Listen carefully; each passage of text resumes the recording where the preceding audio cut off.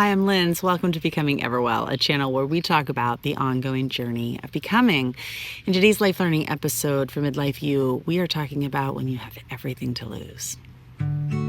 I make sense of life by writing about real everyday stuff that makes us who we are. Some of these snapshots are fun, some are more serious. Maybe they'll open up something in you too.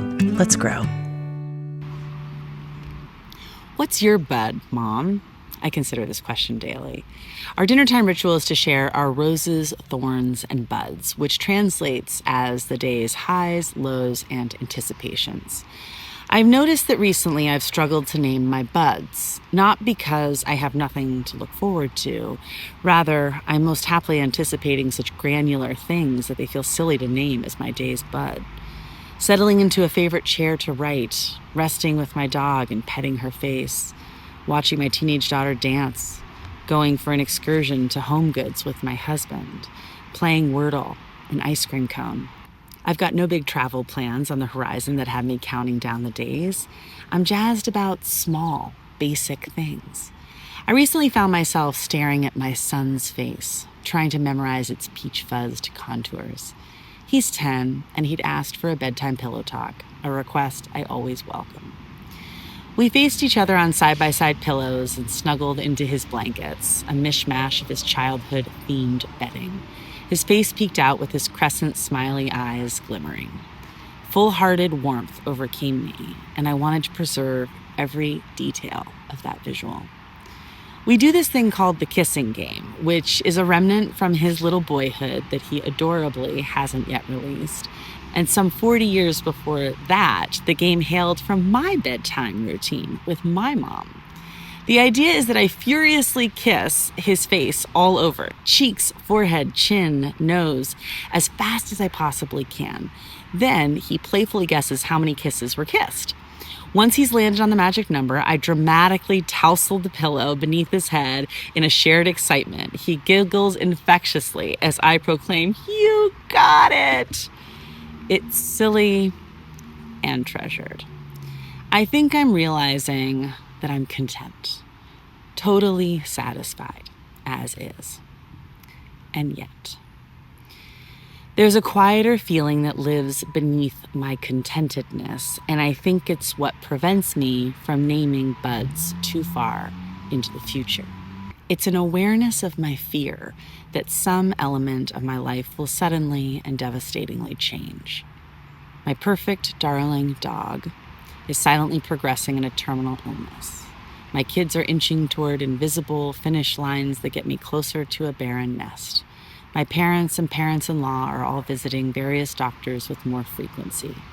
I'm eerily aware that my contentedness rests precariously upon the status of a multitude of ever-changing factors over which I have no control.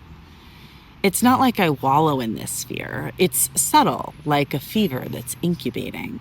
But I'm, for sure, conscious that the fear has taken up residence in my body, and I'm not sure she's interested in moving out.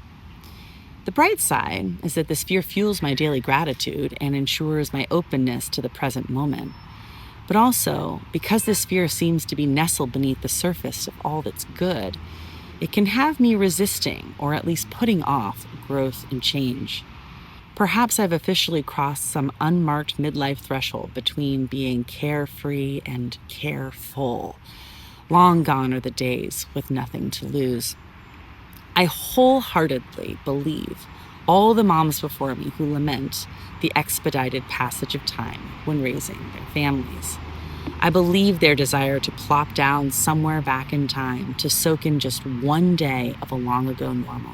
And I think that's why I'm keen to take a page from Alexander Hamilton's book by writing like I'm running out of time in an effort to capture all the inevitably fleeting details of this day, of this stage, of these emotions. I want to set myself up for a future where I can easily reclaim tendrils of today because I know myself well enough to know that I'll always long for this very chapter of midlife. My older kids no longer ask for the kissing game, although they still relish bedtime pillow talks and I'll take what I can get. And one day, my youngest will outgrow the kissing game too. But today, the kissing game is my quiet bud. At the dinner table, I'll say that I'm looking forward to some upcoming family plan, but really, I'll be looking most forward to that moment later tonight as I'm leaving my son's room after ensuring his cozy tuck-in, when he'll ask me just before I disappear into the hallway's darkness, "Mom, can we do the kissing game?" Let's keep growing. Thanks for being here. I'm Lindsay Hurdy.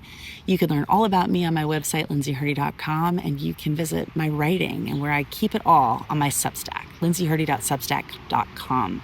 Please visit me there. It's an amazing social media platform and a place where good readers and good writers gather. Thanks for being here today. Take care. Until next time. Be sure to like and subscribe and click that bell to get alerts for new posts. I'd be ever grateful.